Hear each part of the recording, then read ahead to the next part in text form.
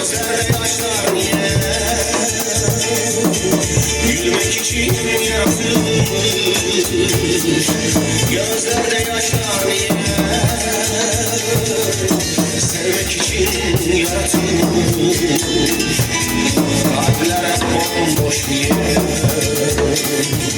Sevmek için yaratılmış, kalpler hep bomboş niye?